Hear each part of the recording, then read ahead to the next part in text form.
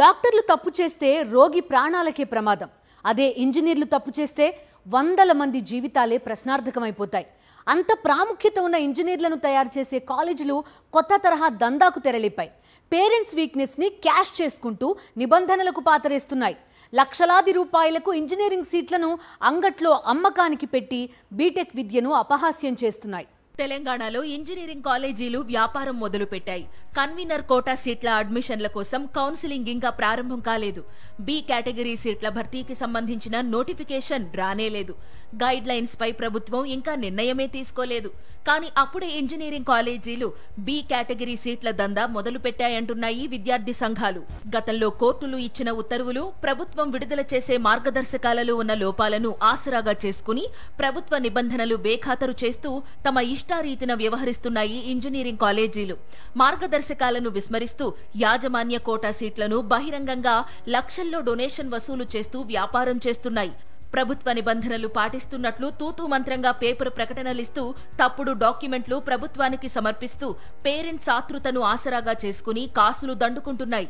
ఎంసెట్ ఫలితాల ఆధారంగా convener quota సీట్ల భర్తీ అనంతరం నోటిఫికేషన్ విడుదల చేసి మెరిట్ ఆధారంగా ఇవ్వాల్సిన బి కేటగిరీ సీట్లను మార్కెట్లో లేని పోటీని సృష్టించి రోజుకో రేటుతో విద్యా వ్యాపారం చేస్తున్నాయి ఇంజనీరింగ్ కాలేజీలు. 2025-26 విద్యా సంవత్సరానికి సంబంధించి ఇంకా EAPCET convener quota admissions counselling schedule రాలేదు.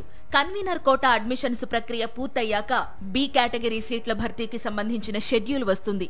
కానీ ప్రముఖ ఇంజనీరింగ్ కాలేజీలు కంప్యూటర్ సైన్స్ అనుబంధ కోర్సుల సీట్లను అమ్మేసుకున్నాయట. టాప్ కాలేజీలో కంప్యూటర్ సైన్స్ సీట్ 20 లక్షల వరకు పలుకుతుందట.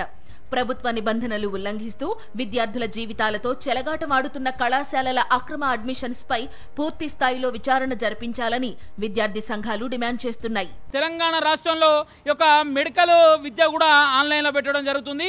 ఈరోజు కౌన్సిలింగ్ కూడా ఆన్లైన్లో బి కేటగిరీ సీట్లను కూడా ఆన్లైన్లో పెట్టే చేస్తారు. కానీ ఇంజనీరింగ్ విద్యను మాత్రం ఈరోజు ఆన్లైన్ రూపంలో బి కేటగిరీ సీట్లు పెట్టక తెలంగాణ రాష్ట్రంలో పేదోనికి ఇంజనీరింగ్ విద్య దూరమయ్యేటట్టు తెలంగాణ రాష్ట్రంలో ఈరోజు యొక్క రాష్ట్ర ప్రభుత్వం కావచ్చు, ఉన్నతాధికారులు చొరవ తీసుకుంటారు. ఇప్పటికైనా ఇంజనీరింగ్ సీట్లను కూడా బి కేటగిరీ సీట్లను కూడా ఆన్లైన్లో పెట్టాలి. ఇంజనీరింగ్ కళాశాలల యాజమాన్యాలు మాత్రం నిబంధనలు, రూల్స్ తమకు పట్టవు అన్నట్టుగా వ్యవహరిస్తున్నాయి. తమ వ్యాపారం తమదేనని ప్రభుత్వ ఆదేశాలను, మార్గదర్శకాలను లైట్ గా తీసుకుంటున్నాయి. అధికారులు కూడా డబ్బులకు ఆశపడి ఇంజనీరింగ్ కాలేజీల అక్రమ దందాలపై చూసి చూడనట్లు వ్యవహరిస్తున్నారని విమర్శలు వస్తున్నాయి. ప్రైవేట్ ఇంజనీరింగ్ కళాశాలలు ఈరోజు కౌన్సిలింగ్ నోటిఫికేషన్ రాకముందుకే అక్రమ డొనేషన్లకు వసూలు పాల్పడుతూ బి కేటగిరీ సీట్లను అమ్ముకునేటువంటి పరిస్థితి తెలంగాణ రాష్ట్రంలో నెలకొన్నది. ఇప్పటికీ ఉన్నత విద్యామండలి అధికారులు చెప్పినా కూడా వాళ్ళ చెప్పినటువంటి విషయాన్ని లెక్క చేయకుండా ఈరోజు సీట్లు అమ్ముకునేటువంటి పరిస్థితి నెలకొన్నది. చోటా మోటా కాలేజీల నుంచి బడా కాలేజీలు సైతం నిబంధనలు ఉల్లంఘించి అడ్మిషన్లు చేపడుతున్నాయని విద్యార్థి సంఘాలు గగ్గోలు పెడుతున్నాయి. మరి ఇటువంటి ఇంజనీరింగ్ కాలేజీలపై సర్కార్ ఎటువంటి చర్యలు తీసుకుంటుందో చూడాలి.